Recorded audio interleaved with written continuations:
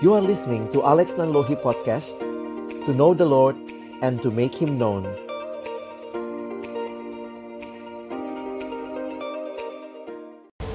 Bapa di dalam surga, kami datang dalam ucapan syukur pada siang hari ini.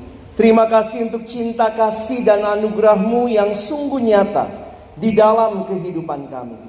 Kesempatan ini kami bersyukur boleh merampungkan sebuah rangkaian dari character building tahun ini.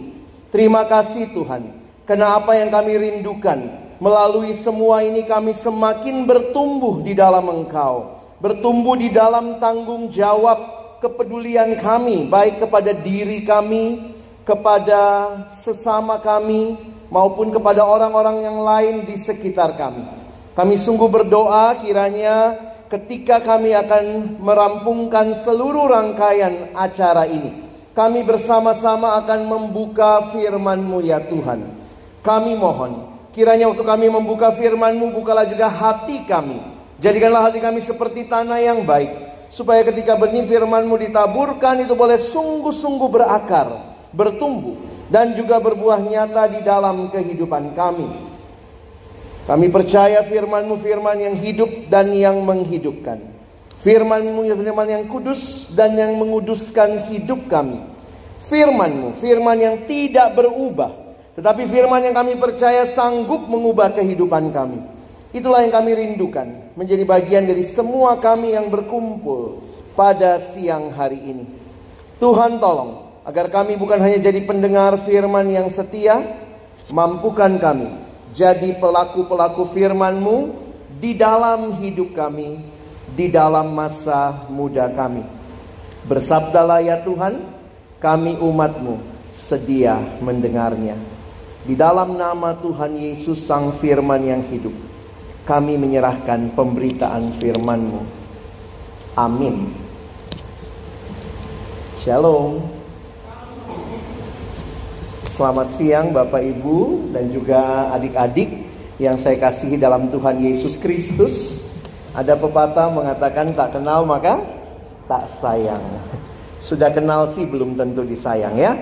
Saya perkenalkan diri, saya Pendeta Alex Nanlohi. Saya melayani di dalam pelayanan bersama orang-orang muda, baik siswa dan mahasiswa di Jakarta. Jadi kesempatan ini kesempatan yang indah untuk kita sama-sama sharing dari apa yang firman Tuhan sampaikan. Kita akan berbicara bergantian. Ini waktu-waktu perjuangan ya. Karena habis makan siang begitu ya. Ada dua kemungkinan. Kalian tertidur atau Kak Alex yang tertidur di depan ya. Jadi tolong kita saling menjaga sama-sama. Hari ini kita akan melihat bagaimana aspek pandangan firman Tuhan dengan tema yang dipilih di dalam kita sama-sama tahun ini ikut dalam character building. Membangun karakter tanggung jawab dan kepedulian. Next, kekristenan adalah satu agama yang bicara tentang mengasihi Allah dan mengasihi sesama. Dan dikatakan mengasihi Allah dan sesama seperti diri sendiri. Jadi semua aspek yang ada di belakang ini ada di dalam panggilan menjadi seorang Kristen.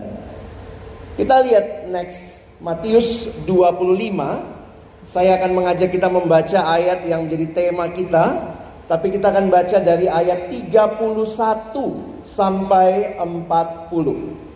Kalian sudah tulis ayatnya di screen, jadi semua saya harap bisa ikut membaca.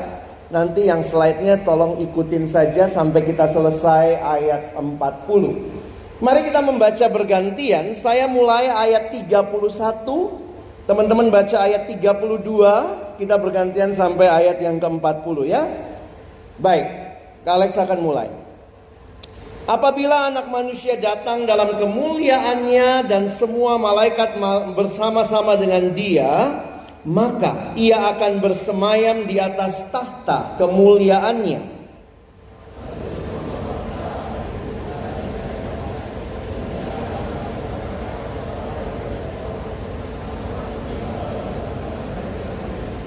Dan ia akan menempatkan domba-domba di sebelah kanannya dan kambing-kambing di sebelah kirinya.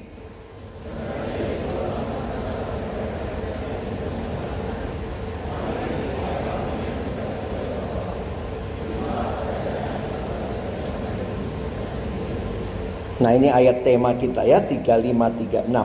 Sebab ketika aku lapar, kamu memberi aku makan. Ketika aku haus, kamu memberi aku minum. Ketika aku seorang asing, kamu memberi aku tumpangan.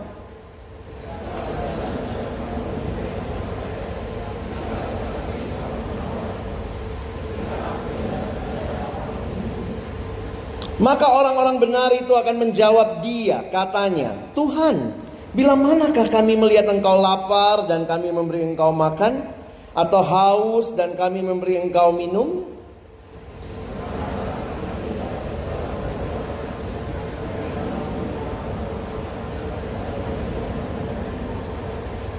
Bila manakah kami melihat engkau sakit atau dalam penjara dan kami mengunjungi engkau?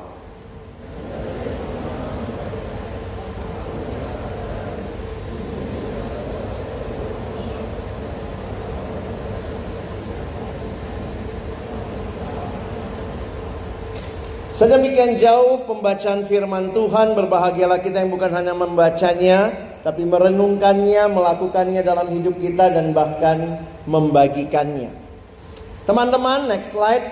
Bila di dalam Natal kita mengerti dan memperingati Yesus yang datang sebagai juru selamat dalam kerendahannya, maka Alkitab berbicara kelak Yesus akan datang kembali.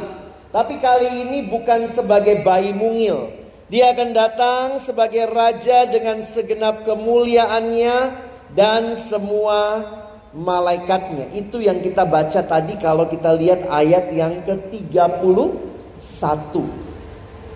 Apabila anak manusia datang dalam kemuliaannya dan semua malaikat bersama-sama dengan dia, maka ia akan bersemayam di atas takhta kemuliaannya.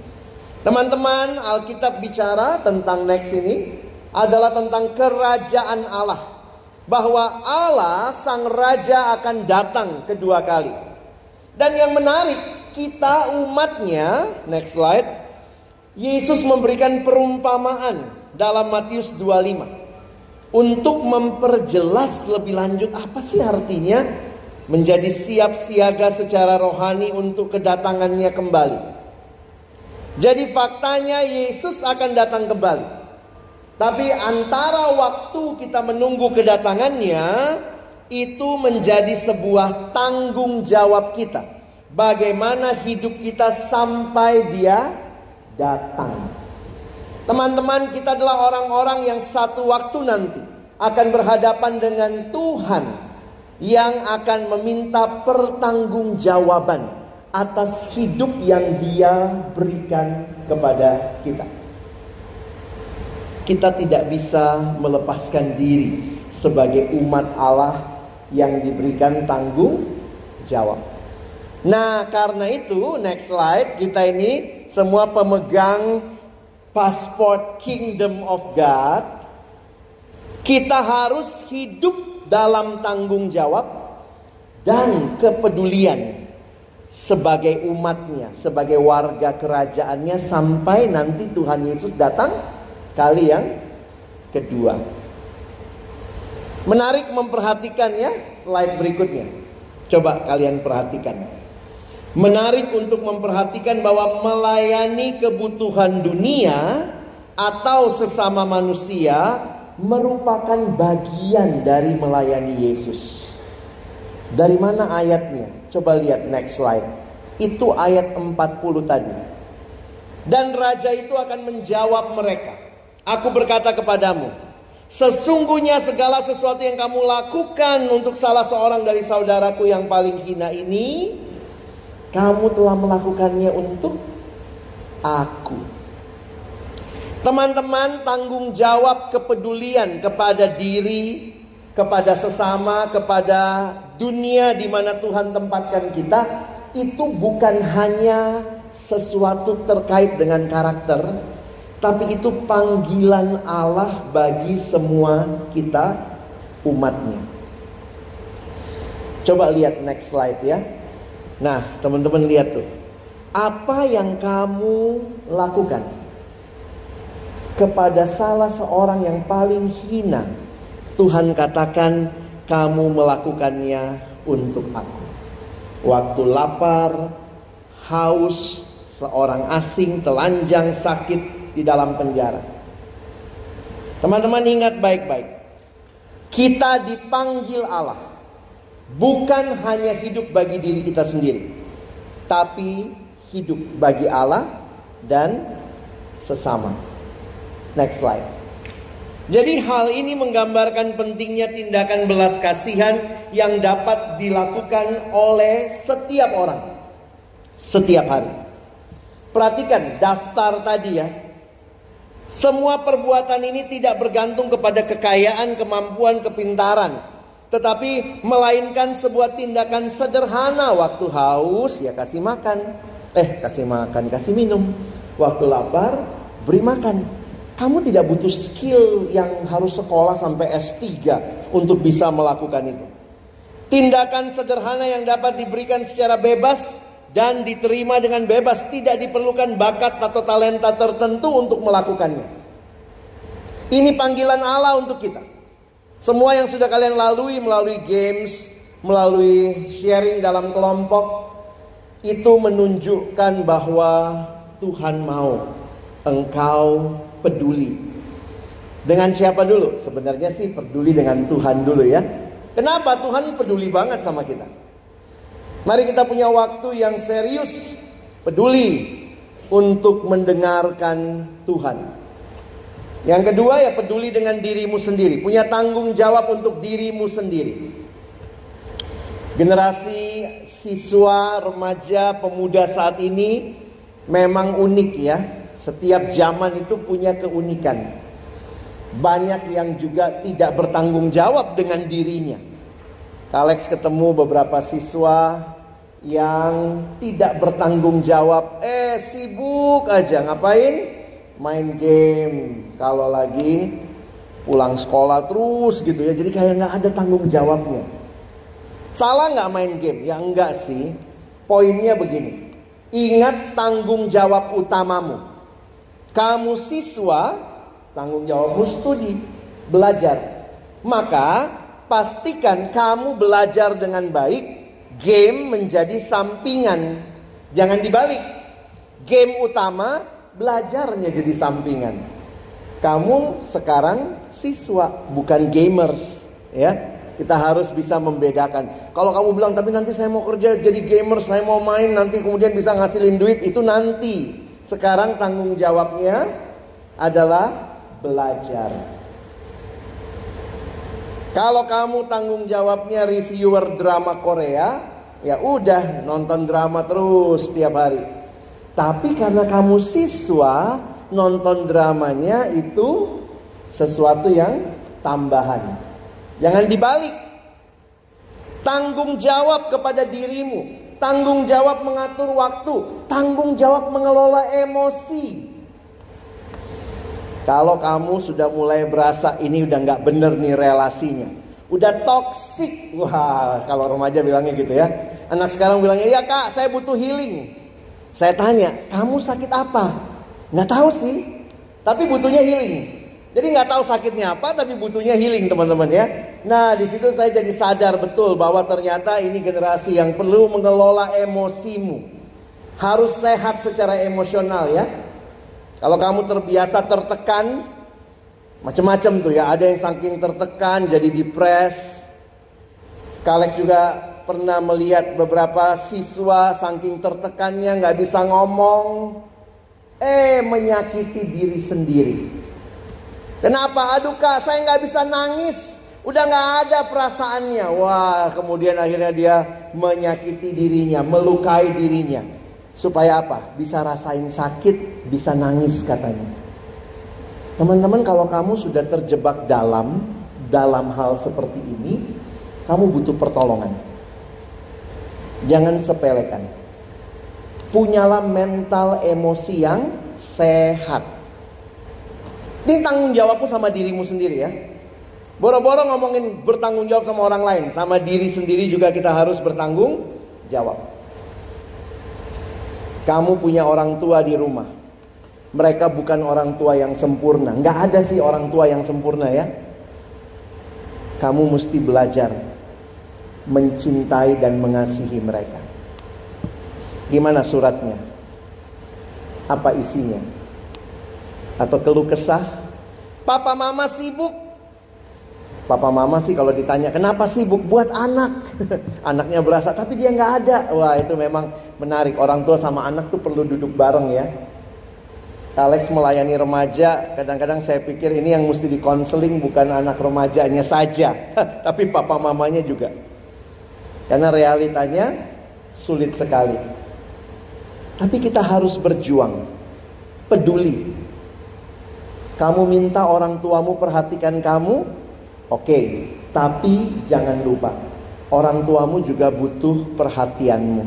Disapa, dirangkul, diajak bicara. Ini penting untuk kita. Kalau kita udah bisa beres hal-hal di dalam internal yang dekat dengan kita, nah barulah kemudian kita bicara lebih jauh ya. Bicara apa?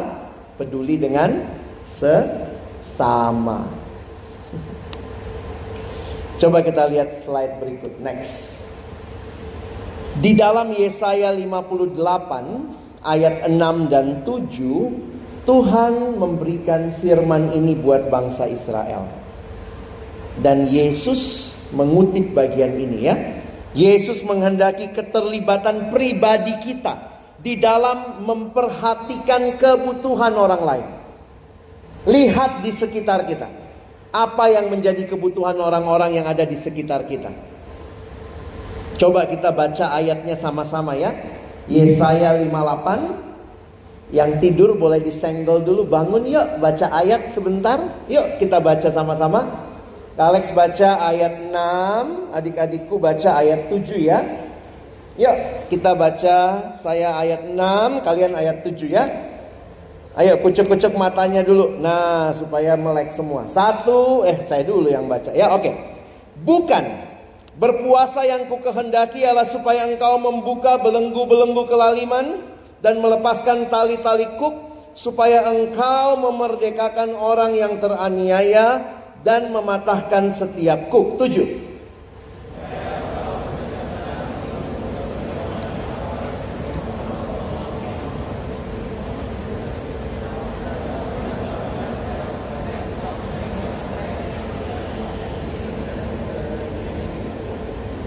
Saya kasih warna merah yang terakhir. Tidak menyembunyikan diri terhadap saudaramu sendiri. Jadi ternyata yang Yesus katakan di Matius itu menggemakan apa yang sudah Tuhan katakan di Yesaya. Di Yesaya dikutip Yesus di dalam Matius. Nah ini menarik untuk memperhatikan. Bahwa seringkali tanpa sadar, mungkin kita pikir bodoh amat, ini mah generasi yang gak butuh orang lain, gue bisa sama diri gue sendiri. Sehingga kalimat itu jadi satu teguran waktu saya membacanya. Tidak menyembunyikan diri terhadap saudaramu sendiri. Memang kalau kita tutup mata ya gak kelihatan kebutuhan orang ya. Boro-boro kebutuhannya dia. Ada yang bilang ini kak generasinya sudah zaman modern, nggak usah peduli sama sesama katanya ya. Kalau mau maju harus berani maju pakai gaya katak. Saya ketemu ada yang bilang gitu ya. Apa itu baik gaya katak? Katanya begini ya, sikut kanan, sikut kiri, yang penting gua maju. Kayak orang tenang. Kalau perlu tendang kiri kanan belakang. Tapi apakah itu hidup Kristen yang Tuhan panggil saudara dan saya untuk hidup? Tidak. Peduli dengan dirimu. Tanggung jawab dengan diri yang dikasih sama Tuhan. Tanggung jawab dengan orang-orang yang ada di sekitarmu. Peduli dengan mereka. Dan buka mata. Lihat di sekitar kita. Next. Ini panggilan kita. Sebagai servant of His kingdom. Sebagai pelayan-pelayan kerajaan Allah. Kak Alex mau tutup dengan 2 prinsip hari ini. Yuk kita lihat sebentar. Pertama, next. Ingat, perbuatan baik bukanlah syarat keselamatan, tapi respon karena sudah diselamatkan. Ini yang pertama. Yang kedua, perbuatan baik yang tulus dilandasi dengan motivasi untuk memberi, bukan untuk mendapatkan sesuatu. Kita lihat yang pertama dulu ya, next. Apa sih artinya berbuat baik? Semua agama mengajarkan perbuatan baik. Apa bedanya kalau begitu di dalam kekristenan? Perhatikan slide berikut. Ayo baca sama-sama. Kita diselamatkan bukan karena melakukan perbuatan baik, tetapi kita diselamatkan untuk berbuat baik. Kalau ada yang mengajarkan lakukan perbuatan baik supaya selamat, itu bukan kekristenan. Karena kekristenan berbicara sesudah kita diselamatkan, respon kita, maka kita berbuat baik. Next slide. Saya senang kalimat ini. Salvation always produces works, but works never produce salvation. Ini yang pertama yang teman-teman mesti ingat. Sebagai anak-anak Tuhan, kita dipanggil untuk berbuat baik, bukan supaya selamat. Kamu rajin-rajin berbuat baik supaya selamat. Kamu rajin-rajin peduli sama orang supaya kamu selamat. Tidak begitu pengajarannya. Justru karena kamu sudah selamat dan yang menyelamatkan melalui Yesus, kamu harus seperti Kristus yang melayani dan peduli dengan sesama. Itu respon. Next. Yang kedua, perbuatan baik yang tulus dilandasi dengan motivasi untuk memberi, bukan ngambil. Coba lihat next slide ya. Teladannya dari mana? Teladannya kasih Allah. Teman-teman, katanya bahasa Indonesia itu paling gampang menjelaskan kasih. Dalam bahasa Indonesia tuh dibanding semua bahasa di dunia tuh paling gampang jelasin kasih. Apa itu kasih? Kasih, ya kasih. Love is giving. Kasih, ya kasih. Love is not taking. Love is not taking. Kalau love is taking, that is not love. That is rampoking, you know. Love is giving. Kasih, ya kasih. Makanya next, perhatikan. True love is about giving everything and expecting nothing. Betapa menyedihkan kalau perbuatan baik yang kita lakukan supaya kita dapat sesuatu. Itu namanya cuman make perbuatan baik, mancing dapat sesuatu buat saya. Bukan itu kekristenan. No. Kalau Kak Alex naik pesawat ya, selalu ada bagian peragaan, cara menggunakan macam-macam ya. Saya selalu terkesan kalau bagian yang next ini. Coba lihat ya. Waktu kemudian nanti pramugaranya ngomong, dalam keadaan darurat jika tekanan udara di kabin mendadak menurun, maka masker oksigen akan keluar dari panel di atas Anda. Tarik masker ke arah Anda, menutupi mulut dan hidung, dan bernafaslah seperti biasa. Sampai situ oke. Tapi saya selalu terkesan dengan kalimat selanjutnya. Next slide. Bagi Anda yang bepergian dengan anak-anak atau orang yang membutuhkan pertolongan, pakailah masker Anda lebih dulu sebelum menolong orang lain. Menarik ya. Apa gunanya engkau dan saya disuruh pakai masker duluan? Untuk menolong orang lain. Kita harus pakai masker sendiri. Mati dadah ya. Hati. Terus aku. Enggak ya. No. Perhatikan next slide. Sama seperti kalimat ini. 1 Yohanes 4 ayat 11. Saudara-saudara yang kekasih, jikalau Allah sedemikian mengasihi kita, apa yang harus kita lakukan? Saling mengasihi. Next slide. Jadi ketika kita melayani Yesus dan sesama, mana yang benar cara pikirnya?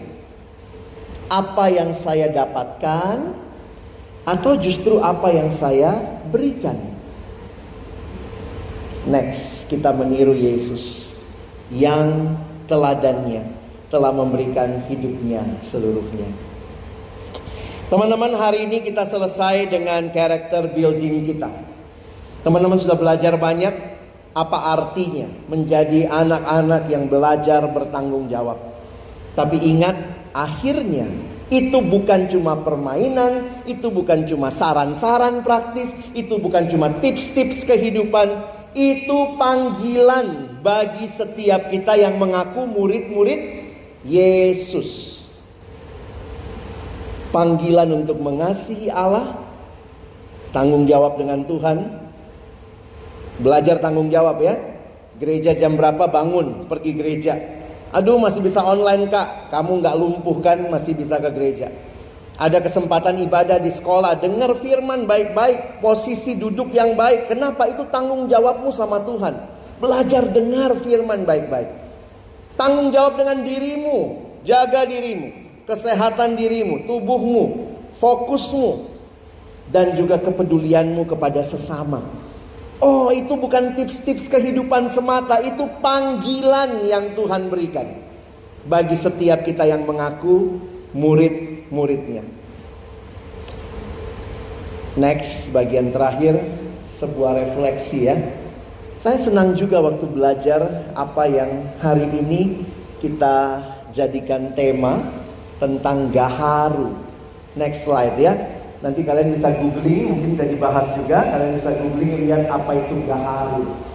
Tapi waktu Kak Alex pelajari, satu hal yang stood out to me, waktu saya memberi, itu ada pengorbanan. Tapi apa yang kemudian terjadi? Coba kita lihat penjelasannya, 3 slide aja ya. Ini udah slide terakhir. Yuk, next. Filosofi tanaman gaharu. Gaharu adalah sejenis kayu yang berwarna gelap, biasanya hitam. Kayu ini bisa membuat getah atau resin khusus yang sangat harum. Resin ini sering digunakan untuk membuat parfum atau pengharum ruangan. Orang yang bikin dupa juga biasanya pakai gaharu ya. Jenis pohon yang paling sering menghasilkan gaharu adalah dari keluarga Aquilaria, khususnya tipe A, Malacensis. Apa yang menarik? Perhatikan berikutnya ya. Next. Yang menarik, resin ini atau itu adalah lukanya, getahnya. Resin ini muncul sebagai reaksi dari pohon ketika ada mikroba atau kuman yang masuk ke bagian pohon yang terluka. Wow, dia terluka, tapi menariknya jadi getah. Getah harum ini adalah sebenarnya cara pohon melindungi dirinya. Kalau pohon sudah menghasilkan gaharu, biasanya ada perubahan pada pohon tersebut. Misalnya, kulit batangnya akan lebih lembut, daun-daunnya bisa rontok, dan batang atau cabangnya bisa membengkak atau menebal. Gaharu ini mahal sekali ternyata ya. Next, ini yang terakhir. Getah ini harum karena ada senyawa-senyawa spesial di dalamnya. Seperti nama-nama senyawanya kalian bisa lihat kalau tertarik bikin penelitian ya. Tapi bagi saya kesimpulannya menarik. Jadi, meski mengalami masalah atau luka, gaharu bisa menghasilkan sesuatu yang berharga dan berguna. Tidak ada dari kita yang hidupnya sudah sempurna. Mungkin kau hari ini bilang, aduh disuruh perhatikan orang lain, gua aja gak ada yang perhatiin. Aduh disuruh mengasihi orang tua aja gak mengasihi gua. Aduh disuruh peduli sama hidup gua sendiri, aduh capek deh. Tapi hari ini belajar dari gaharu. Gaharu justru mengeluarkan bau yang menghasilkan kayu gaharu yang harum itu ketika ada luka yang terjadi.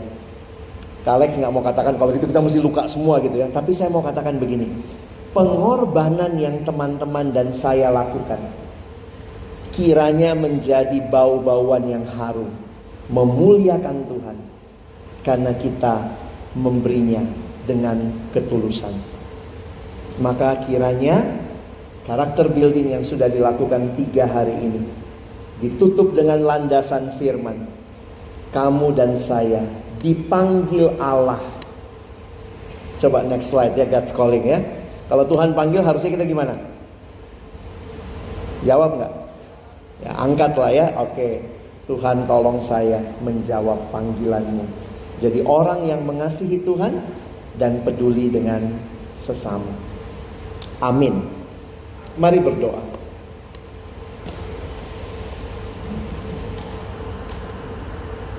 Tuhan, terima kasih buat firman-Mu. Kiranya setiap kebenaran menolong kami untuk melihat bahwa karakter yang harus kami bangun ini sebenarnya adalah karakter Allah sendiri, yang rindu setiap kami benar-benar bertumbuh, makin mengasihi Allah, makin mengasihi sesama seperti diri kami sendiri.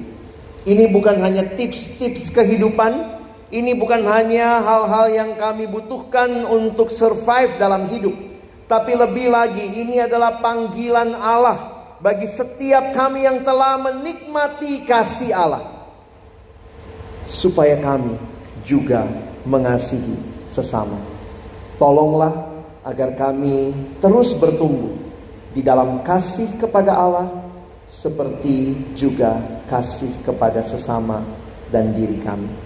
Kami menutup seluruh rangkaian dari apa yang sudah Tuhan karyakan 3 hari ini. Di dalam nama Tuhan Yesus Kristus kami sudah berdoa. Amin.